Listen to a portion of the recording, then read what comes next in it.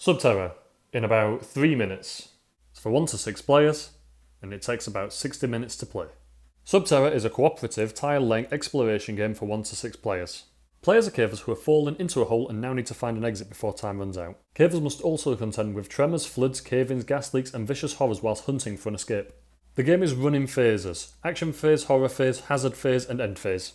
The aim for the cavers is to search for the cave exit and escape before their flashlights die and they are out of time.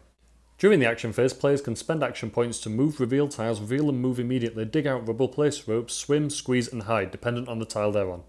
All players get 2 action points but can exert to use an extra action point at the risk of losing health. Lose all your health and you are unconscious until revived by another player. The horror phase is where horrors move 1 space towards the nearest caver. When sharing the same tile as a caver, they remove all health from that caver. Horrors move towards the closest player within 7 tiles and then disappear if there is no closest caver. The hazard phase is where a card is drawn from the hazard deck. These cards consist of bad things that happen and hinder the cavers further and often require skill checks of 4+. However, some immediately remove all health from a player. Should a horror card be drawn, all existing horrors move again and a new one appears if there are less than 3 on the board.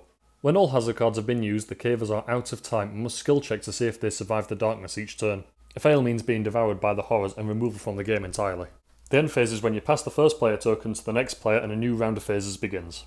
Each player plays as a unique caver with unique abilities. These can be passive or require some skill point usage, but how players communicate these abilities will determine their survival and change how the game is played. Do we love it? Absolutely. Why? The game oozes theme and atmosphere whilst also being challenging enough to never be mastered. It's not without its faults, but it remains one of our favourites. It's cooperative up to a point of discussion, but the shared objective can be completed by just one person for individual glory whilst the others struggle. There is only 1 exit tile, so whether you stay together or explore alone will determine how many survive and the obstacles experienced. It has a good way of making you feel helpless with just a simple card flip.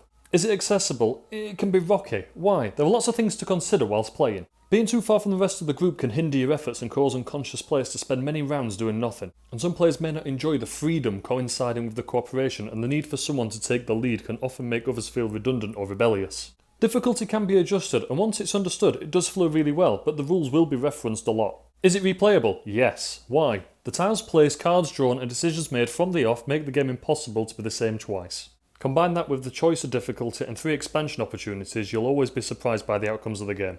Is it a must-have? We'd say so. Why? The game's clear-cut theme won't appeal to everybody, but cooperative necessity coupled with the freedom to choose is something any group will appreciate. There's never scope for argument, as if you mess up it's of your own accord.